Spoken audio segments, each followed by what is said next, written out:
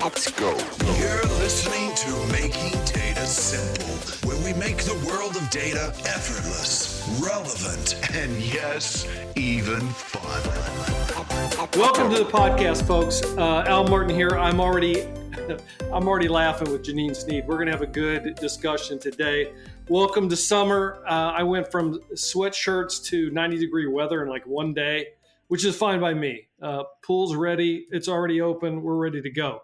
The topic today we're going to have is scaling customer success or customer success management. I am here with Janine Sneed, who is the Vice President of Customer Success here at IBM. She's held many roles. She's been on the podcast before. She has been Chief Digital Officer. She's led offering management. We could go on and on. Janine, how you been? Welcome back. Welcome. It's great to be back. Thanks for having me again, Al. Are you still exercising a ton? You know it, Al. It's Every day? Stress reliever. 6 days a week, Al. 6 days a week. 6 days. Or seven. What happens the seventh day? Day of rest?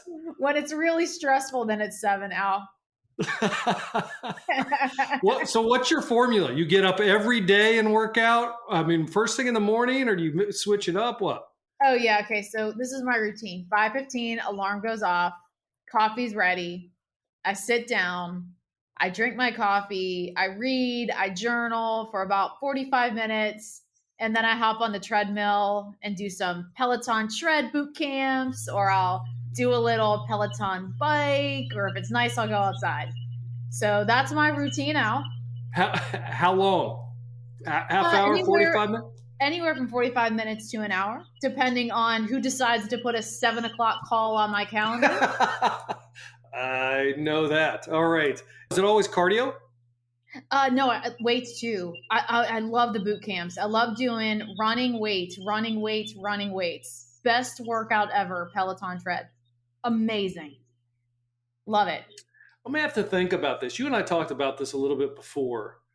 Look, I like my Peloton, but I was doing like P90X before I got my Peloton. Yeah. And now when I do the same thing. I do cardio, and then I do weights, cardio weights. And I try to do 7 days a week, because inevitably I'm going to miss something, which actually ties into what we're going to talk about today, because to me, it's a practice, and you've got to practice. We'll get to that in a bit.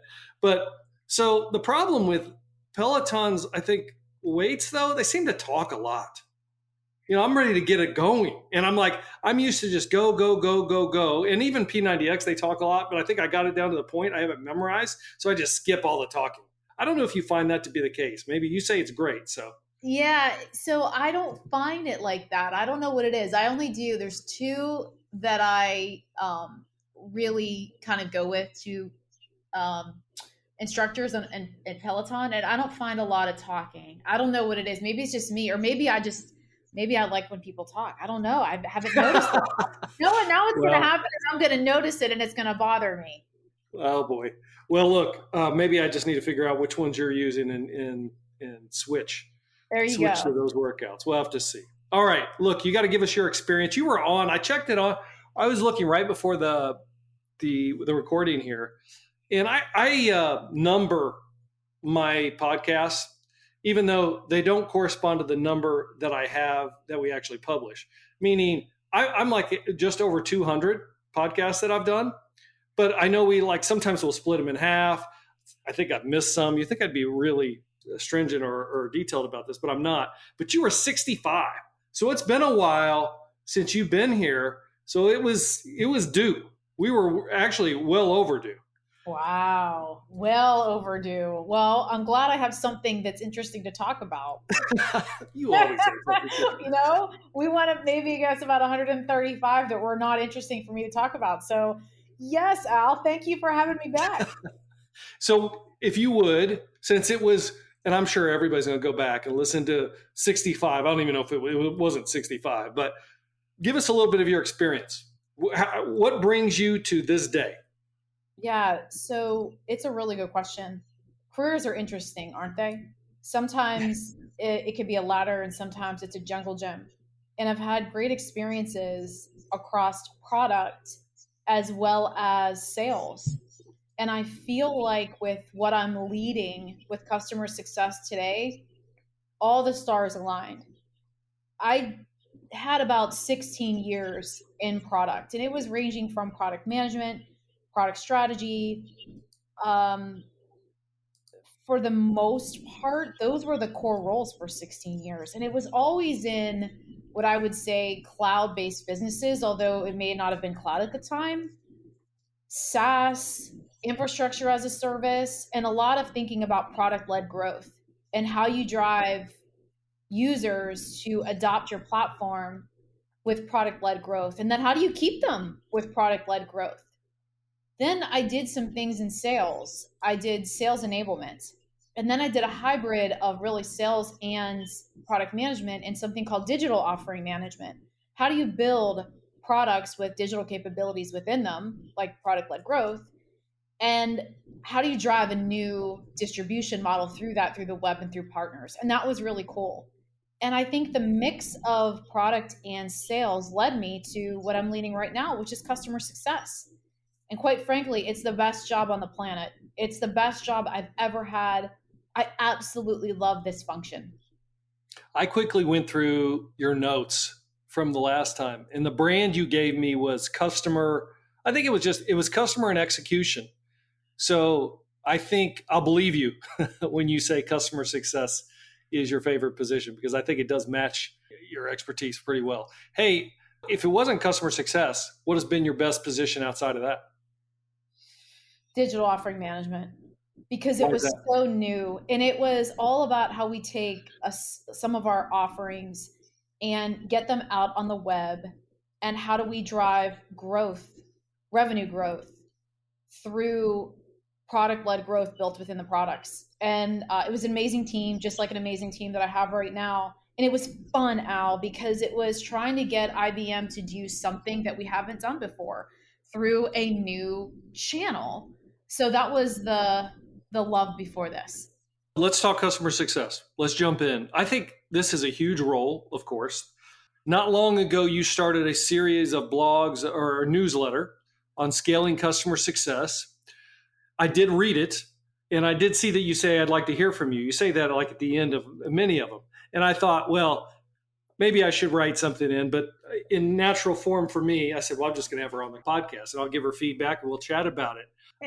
So look, what I like about what you have there, though, is they're hard hitting, they're short, they're to the point, they're vulnerable and honest, I thought. In other words, I look at it and for a moment, I said, could she say that? Yeah, I think she said that. That's all right. And I mean, I thought it was really good, really informative so far. I think you're on 5 of, you got chapters already laid out. What, you 5 of 9 or something like that? Yeah. Or 12 or something. I can't remember. Yeah, absolutely. My chapters are laid out. I know what I want to talk about, and I have something to say. And I am pretty transparent, right? And I'm not afraid to admit when I've made mistakes and I went left and I should have went right. But that's how I've learned really about this function and what we need to do. So I want to get it out. And I want to help other customer success leaders, because in reality, this really is a new function and we haven't really even scratched the surface on what customer success managers could do for companies. So let's walk through it a little bit, but let's start with fundamentals. What is customer success? Your definition. Thank you for asking, because I think there's probably 0.1% of the population that really understand what customer success is. And my mantra, now through when I think I've achieved it, is to help the world understand what customer success is. So customer success is a post-sales function, and it's all about how you can help your customers achieve outcomes with capabilities that they bought from you. We see it a lot in software. We see it a lot in SaaS, but customer success does not have to be limited to software and technology in SaaS and cloud-based companies. You think about the sale and everything that goes into actually landing that client. Somebody has to come in and take care of that client after the deal is closed. Somebody has to onboard the client. They have to understand the journey and the roadmap of what it means to take a client from where they are today to where they want to go in the future. And understanding what the client destination is and how you help customers get there is all about the customer success function. I tell my CSMs, I want you to know more about your client's business and what they want to achieve. Very, very quantifiably. What do they want to achieve? Then I want them to know about IBM, quite frankly. I want them to know their customer's business inside and out for success. So let me pause there. One thing you said rings a bell here. I mean, it does seem to be a major thing, though, since the advent of SaaS, that we talk about customer success management. But, look, deployment or achieving outcomes and capabilities for a product were here long before the cloud was invented. What's the difference? So I've read different starting points for customer success, and some folks point back to Mark Benioff and Salesforce when they went to SaaS. Another company pointed back to actually SaaS, but trying to get references from clients, and they needed somebody to be with the customer after the sales team left and went on to go find new opportunities. So I wouldn't say it's solely because of SaaS, but I would say it was a major driving force for a couple reasons. One, customers don't own your software in SaaS and cloud-based models. Customers don't own your software in subscription. So if you want to keep customers and you want customers to continue using and you don't want to churn the number of customers or your revenue, somebody has to take care of that post-sales. And the SaaS cloud-based business models and subscription business models are really the impetus for driving customer success. So we were just lazy before. We were lazy. Because we sold them what licenses. We knew, hey, we had them around for at least a year or whatever. Right. And, and then, they probably hear from the company, the reps or whatever, right before they're going to renew again. Hey, what can we do for you? Are you using it? But before that, we didn't invest like we do today. Exactly. And in some organizations, if customers aren't consuming, you don't get revenue. So they pay based on what they're using. And so somebody's got to get in there. And I have a strong point of view on the profile of a CSM, but somebody's got to get in there to know the products well enough and know the client well enough to show them how to use and get value. We'll get to the profile of CSM, but I do have one question before I forget. You say you have the CSMs learning what outcomes clients are trying to achieve. I'm just curious, how do you keep them client facing all the time versus working on internal issues or internal process? Do you have any practices or methods that you keep them client facing so that they are learning from their clients? It's a good question. And quite frankly, it's a delicate balance. So we look at our calendar, and how much of your time are you spending with clients versus how much time are you spending on internal activities? Internal activities, like sometimes you have to do calls with the account team, right? There's account planning sessions. And I want CSMs to have a seat at the table in that. And that's important. There are other times, I'm not going to lie, it was like, hey, go build me this presentation that I can go present to my client. It's like, why would, what? Like, huh? So I think that there's this balance thing of and people get really upset with me when I say this is what we do and this is what we don't do. But Al, if we don't be clear on what a customer success manager is, they become everything to everybody. And then it doesn't become a mission. We lose our way and we're not actually helping the client in the end. So I think it's a balance of what are some of those really important discussions we need to do internally. I have CSMs that are on a core team in our top accounts. And I think that's fabulous because we finally have a seat at the table. And I want to thank our technology MDs and technology sellers for giving us that opportunity because it wasn't always like that. So we have to be intentional on what we do and what we don't do. And then I think there's just time also that we need to spend for learning because even though that is internal, that's valuable because if you know your products and if you know your products, you're actually able to help your customers use them better. So it's that balance between internal calls, updating Gainsight, learning, and then spending time with your client. I don't have a magic formula, but it's a mix of ensuring that one doesn't kind of overtake others, other than, we want as much client time as possible. Well, it may not be magic, but I've seen your formula. It's pretty strong. I'll give you that. I mentioned practice a few times. Do you consider customer success a practice? I absolutely do. And I think that a practice is critical for customer success managers and for the function. Would it be helpful if I talk a little bit about what I mean by a practice? Yes, please. Okay. So I've clearly had more failures than I've had success in my career. That means you're pushing the envelope, by the way. Right? That is success in and of itself, but keep going. Right? And when I first launched customer success, we didn't really have a practice. We were sort of, I would say, floundering a little bit.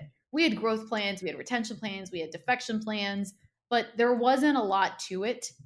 We did not have fundamentals. And Al, we're talking about sports. You and I both know that fundamentals are important, right? Having your form right, having, balanced diet, having sleep, all those things are important. Fundamentals matter in any function, and they really matter in customer success. So I really had to change my thinking and think about discipline and think about mechanisms. Again, I'll go back to sports, right? Discipline, consistency, mechanisms, those things help you win. So I read a lot and I read a lot on customer success in the industry and what's out there. And I came to the realization that I needed a practice. And this was a practice to help me build and scale methods, assets, and tools so that my CSMs could have fundamentals. So a practice, and the practice within IBM actually has 3 arms. One arm is a pure customer success practice. This is helping my CSMs actually build their muscle of what a customer success professional should do. So we have playbooks for driving adoption. We have methods for driving adoption. That's where Gainsight is managed. It's our profession of customer success and how do you go from one level to the next and what gates you have to cross. It's our community. It's stories, customer stories and CSM stories. So that's the first arm. The second arm is all about product. And you've heard me talk about product a couple of times in this. I really, really, really believe it is hard for a CSM to be successful if they do not have technical product skills. And that's maybe because I'm in a cloud-based company, and to do hybrid cloud, you have to be technical. So the second arm is on product practices. This is filling the playbook with knowing how to use your products, how to drive adoption on your products, depending on your personal organization that you're running as a CS leader. Your CSMs may deploy software. Ours do, right? So knowing how to do that deployment and configuration, training, assets and architecture, that's the product practice. And then the third arm is all about data and insights. It's your management system. If you think about those 3 arms, the first 2 arms are your inputs. It's all about your training and getting the client up and running and being successful with adoption. If you think about data and insights, that's the output. So I believe that your inputs really, really, really matter so that the score takes care of itself. Because if you're training and you're learning and you're driving adoption and you're running QBRs and you're running retention SWOT, all those things to ensure clients don't churn and they can adopt and they can use, then your score is going to be fine, however you end up measuring customer success. I think it's a great definition. Look, I overuse the word practice for things I prioritize, and maybe I confuse it with habits, but I think with a practice, you've got to have a management system. It's kind of like what we were talking about to start. For me, being healthy is a practice. I've got to have a management system around it. First thing in the morning, I'm going to get that done. So I run technical sales now, and I will tell you right now, we already and will have a worldwide practice leader, because I think you got to continually focus on that practice. So good answer. As you started this newsletter, you said creating something is easy, scaling something is hard. And then you gave the example of Starbucks on how they have scaled. Can you talk a little bit about that, why you say that? Yes. In fact, I just came back from 11 days in Europe, and I went to Starbucks quite a few times because it's consistent, right? Like I knew what I was going to get. So if you think about, you go to a Starbucks, any Starbucks around the world, the coffee tastes the same. The food may be different. The cream that they put inside may be different, right? But in fact, in Europe, they don't have cream. But anyway, that's a different story. The coffee is the same. The recipe is the same. Why? Right? It's because they use a recipe. There's a consistent experience. And I believe that customers want to know that they can count on IBM for consistent best-in-class experiences. So that is why I talk about getting to scale. You have to have consistency. You have to have discipline. You have to have practices. You have to have methodologies. I think Starbucks is whether you or not you like Starbucks coffee, right? You may not even like coffee, but what the company has done to create best-in-class, consistent experiences that are frictionless, Al. I mean, truly, if they screw up, they're going to give you a free coffee every time, right? They want world-class experiences through a consistent recipe, and you know what you're going to get. So I use that analogy. I've been using it since 2019 because that is my mantra for what I envision success to be, is that we show up consistently and you're getting a world-class frictionless experience when you work with IBM CSMs. This is a weird question. Do you think you can overscale? Here's the reason I asked that. On Starbucks, so I'm in China, I go to the Forbidden City, and carved into this ancient ruin is a Starbucks. And at that point, I'm like, this is enough. They are too far now. I'm going to go find another coffee. Yeah. But maybe I should have thought that. I don't know. So it's a good point. So I just read this book over the weekend called 0 to 1 by Peter Thiel. And he uses this analogy. It's all about entrepreneurs and startups. And he uses this analogy on globalization and scaling, basically, which you go 1 to N. And then what he calls sort of like innovation, you're going 0 to 1. It's vertical. It's the idea doesn't exist, 0, to something new existing. I think we have to, I like that because I think we have to balance both. I think there's this notion of doing it once, anybody can do. Al, you go to the gym once, it's easy. You go 7 days a week, that's 1 N, that's hard. But now let's give another example, Al. So you're talking about, you said it was PX? P90X, what do you mean? P90X, you do that 7 days a week. And then you go do a Peloton, ride on day 8. That's new. It's working different muscles, right? So I think we have to find the balance where we're always figuring out how to innovate. But when you innovate, you have to figure out how you get it to scale. I think both are important. No, it makes perfect sense. It also makes sense, by the way, to challenge your muscles differently, because that's exactly why I did it. I was doing P90X and Insanity every other day for like 5 years. And I'm like, I've got to do something different. This is getting old. By the way, 0 to 1, is that what the book was? It's called 0 to 1. It's a really good book. And it's really all about, entrepreneurship and building new businesses, which, hey, Al, now that you're leading ATLs and technical sales, this can be a great book for you. I already put it down. Look, I read a ton. That's one reason. See, I try to hit 2 birds with 1 stone. I work out, and a lot of times I listen to a book. Or if I go run, I listen to a book, right? That's another. You got to find associations that make you actually want to do like exercise. See, if I know, I got to read that book, I start running. Absolutely.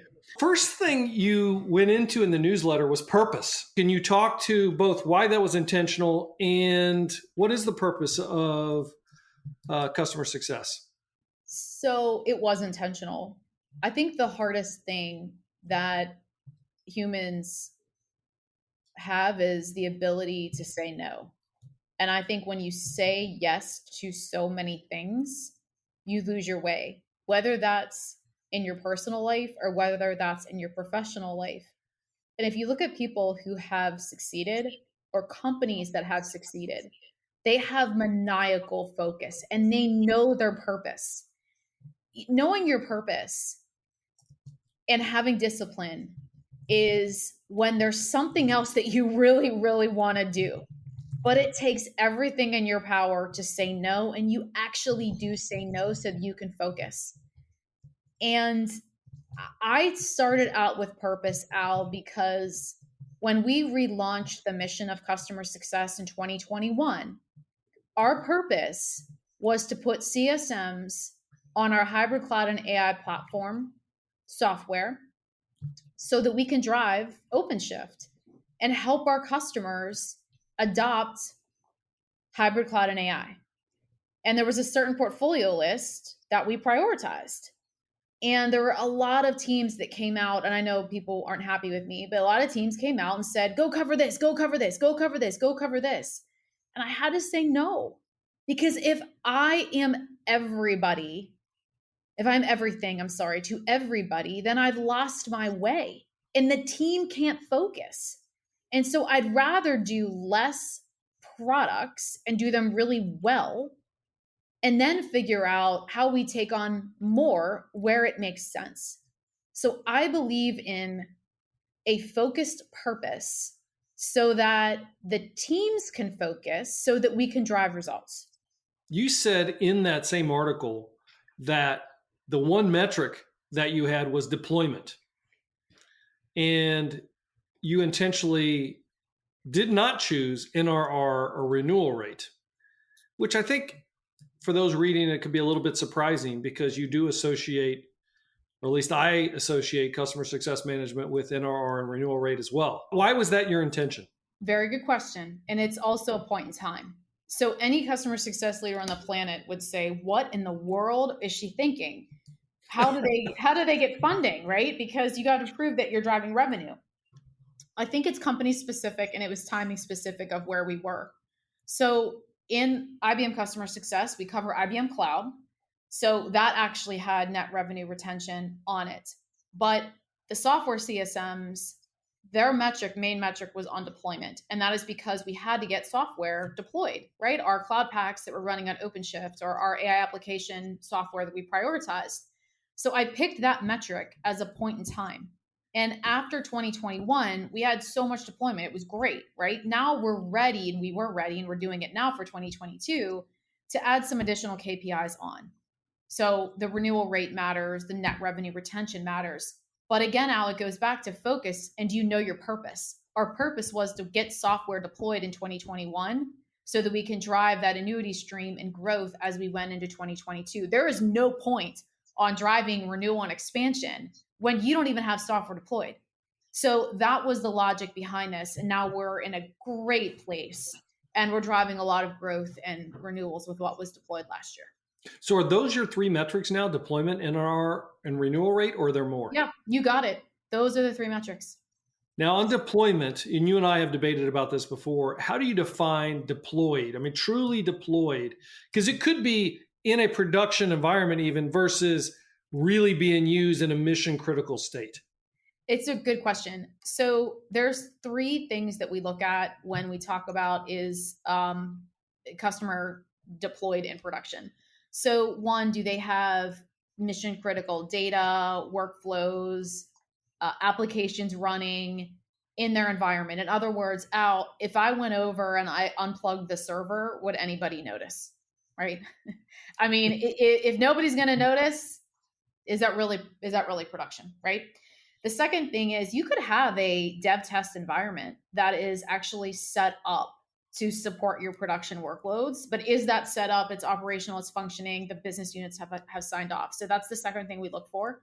And then the third thing we look for is you could actually have tooling that is running in an environment. Think about your data scientists building models, or think about your business analysts that are getting dashboards ready, right? All of that, maybe it's tooling, but it's set up as their workspace to do their work, to take those models or dashboards and so forth into production. So those are kind of three key questions that we ask and things that we look for. But we're getting better with instrumentation and our products. We look for additional use cases that are deployed. So there's other things that sort of add up for us to say, are we sure clients are consuming and getting value out of the product? So that's how we think about it. Not that I don't trust CSMs or anything of that nature, but no, I mean, no, wait to my question.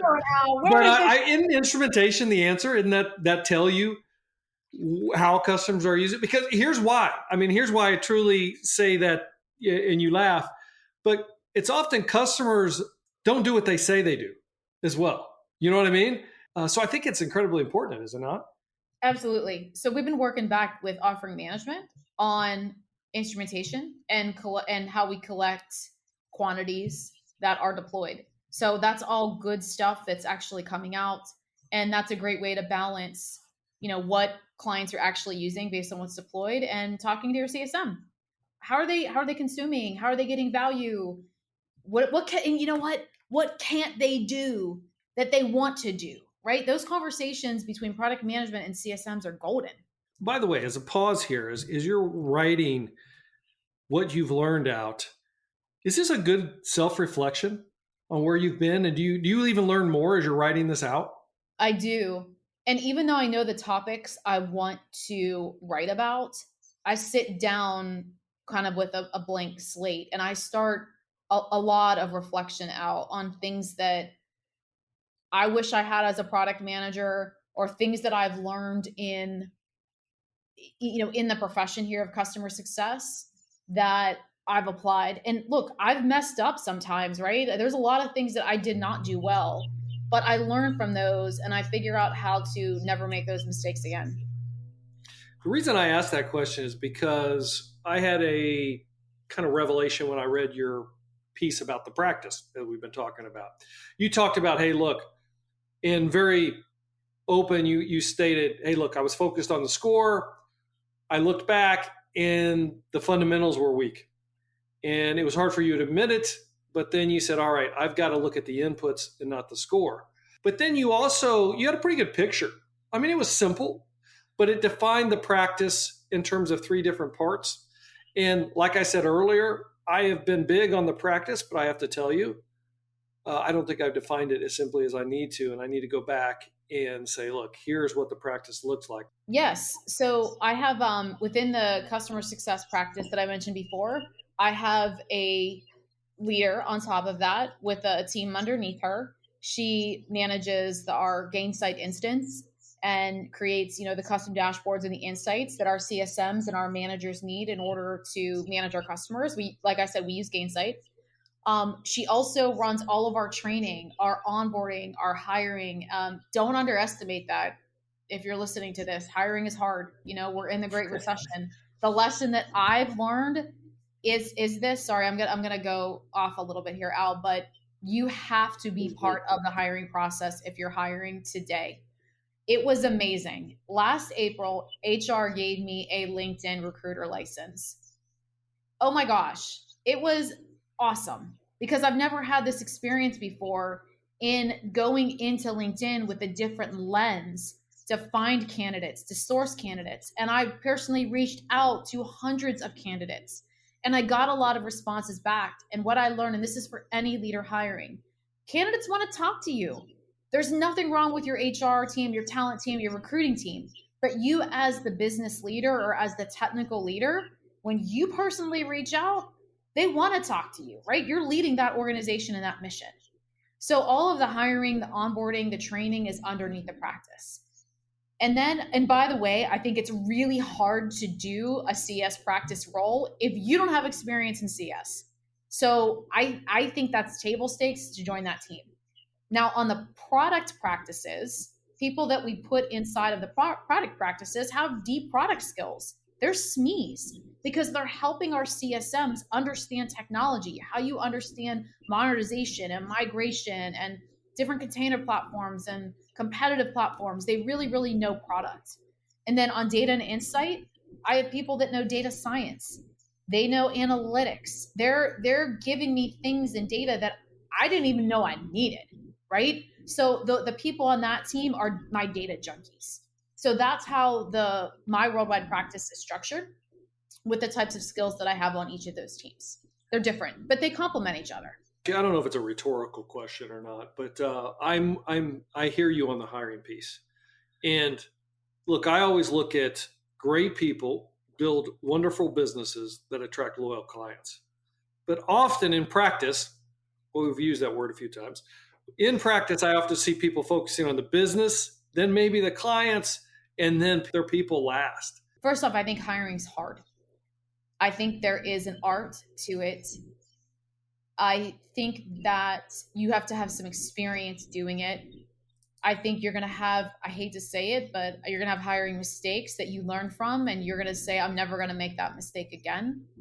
I think people rush it because they have hiring targets to meet, or they start playing the game of, oh, this person's got a competitive offer, or they've got 3 offers, they've got 5 offers. I mean, how long are you going to play that game?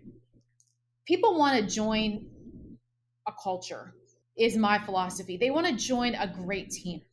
They want to be part of something special. They want to work with great people. They want to work with people where they're going to have fun, they're going to learn, they're going to grow, and they feel like they accomplished something, right? So my view is it's rushed. There's no methodology behind it. And I believe there needs to be a methodology, and I talk about that as well. You have to have a hiring formula. But I mean, let's like make sure we bring the right people on, right? And where you've made a mistake, admit it. You know what? I had the exact same experience. We first started when I was in Expert Lab Services, in which case we were doing a lot of hiring. And I'll give myself at least this much credit. I knew that the world's different in the sense that with the, there's so many people that got opportunities that didn't have before. I mean, there's so many jobs available, et cetera. So I got a recruiter, like an outside recruiter, but I wanted them just to look and give me advice on how we were hiring. They looked at the hiring rec, if you will, and they said, this is terrible. I said, what's so terrible about it?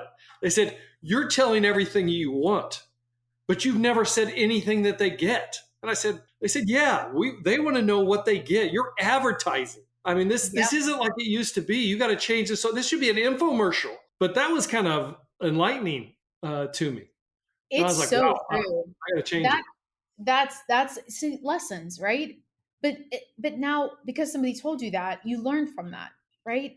And I think that's the other thing. I think that in technology, things move so fast. Every day, you just learn and figure out how to take lessons and apply them. Well, I'll give you some credit. When I was in there, I stole your rubric from Expert Labs, at least part of it, the format. And the first thing that I've done with tech sales here is start that rubric. So I've got 3 parts now. The rubric, what it means to be ready for the role, tech sales readiness model. So you got the hiring rubric, the tech sales readiness rubric, I don't know if you want to call it. It's just a model. It also serves as a performance gauge. And then one more layer that is enablement based on any gaps that they have on their readiness. And then what we're going to do, and you also mentioned this in your newsletter, is kind of use if you've not read the book, folks, Sales Acceleration Formula, the iteration of, all right, we're going to look back in 90 days and see who's performing, then take that back to the rubric and continue to improve. Absolutely. And that's what all you can do is iterate, right? It's never going to be perfect, but iterate, adjust. And I think, Al, you're also saying something implicitly, which is you got to be able to measure. How do you know if it worked? How do you know if it worked? And so I think that's an important part of this rubric and hiring formula. Well, you also mentioned that you found that female candidates weren't applying in how you'd laid out the requirements. Could you talk more on that? Oh, yeah, that was another mistake I made. So I wrote the rec. It definitely wasn't as fun as it should have been, Al. So you're right on that point, right? Why should you come work in IBM customer success, right? So, but I also wrote it up where, I mean, what I learned afterwards, HR called me and they're like, hey, I'm like, hey, we need to talk about your job rec. Okay, what do you want to talk about? Well, history tells us and statistics tells us that women won't apply unless they feel like they can do almost 100% of the role or 80% of the role, right? A very high percent if they don't have those skills. They said, you put, must have against every single skill. I mean, Janine, nobody's going to apply. Men aren't going to apply. And I said, okay, you're right. So we had to readapt the rec to be a little bit more like, look, anybody, you could do it, right? And so that was horrifying for me as a female, right? I mean, that was horrifying for me. So that was one of my lessons. I had to, and it's not that men are smarter than women. Let me be super clear on that. It's just the data No. tells us, right, Al? Right, Al? I was going to make a comment. So unlike men, by the way, we're just the subpar side of the species. We just say, hey, we can do it. Whatever. We'll just say we can do it. Right? Even like, my 11-year-old son, he comes home and I mean, like, he's like never played basketball in his life. He's like, I'm great. I'm like, oh my gosh, you can't even make baskets. Right? So, it's just that, I had to be sensitive to that. And it was great awareness and support from HR so that I can get the rec right. All right, I'm going to move on. Thank you for that. This is good. I can keep going on. We're going to run up on time as normal. Churn. You talked about churn, and you actually had a graph compared, I think, 3 companies. One that's churning at 3%, one at 10%, and one that has no churn or something like that. And you showed the impact. And you know what occurs to me in that is that I really do not think people get compounding interest. I really don't.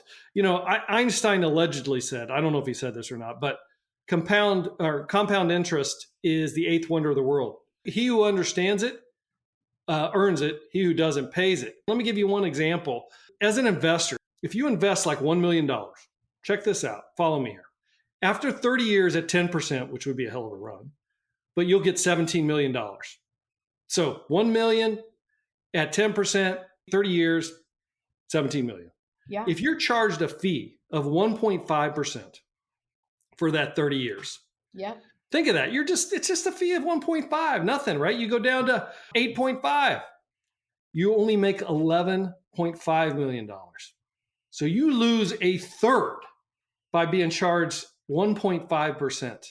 So what do you think all these financial planners want to get just to, 1.5? That's all it is. That's the magic of compounding interest.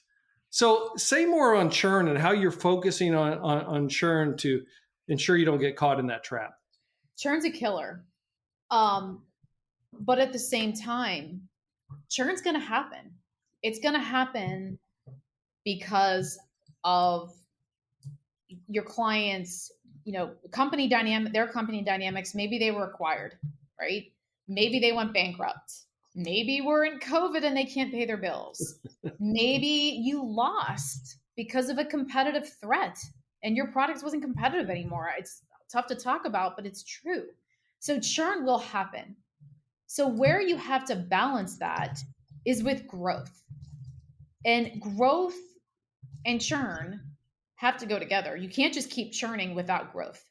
And this is where the holy grail metric for a customer success manager is that net revenue retention, because it basically starts with your base and it says, if you never got a net new, dollar that came in, how are you going to grow your base and prevent churn? And you always want to be over 100%. And so you have to recognize that churn will happen, but what are you going to do about it to grow? And I wanted to get in front of churn in all of my businesses because I want to grow this business for IBM. It's important for our customers and it's important for IBM. It's important for our employees. So one of the things that I felt was really important to get in front of churn is to improve our relationship back with the product teams. Coming from 16 years in product, I felt like we needed to have a better feedback loop between what the CSMs were hearing from customers and the lab. And again, my first year in doing this, last year really, it was very ad hoc. It was the person that screams the loudest. It was, and usually that was me. And it was about, there was no tooling. We were in PowerPoint. It was chaotic. It was horrible. And I was like, I got to fix this. So we implemented an automated process. We use tooling. We use AHA as our tool for where CSMs submit requirements that come in. But more importantly, we have a regular interlock with the lab for all of our brands. I mean, I'm talking like twice a week for things that we get from product management. But more importantly, Al, it's letting the CSMs and the tech sellers and client engineering and the ATLs know this is what we're doing with what you gave us. Your customer asked for this. We can deliver it here. Or you know what? We can't deliver it. And even hearing back that says, no, we can't do it, at least you know. And I know nobody wants to hear that, but at least you've heard back, right? Or you've heard when it's coming. So we are so much better than where we were. And we have a really, really good relationship and respected relationship back with our product management and development teams. And we think that that makes our products better because of our collaboration back in with the lab.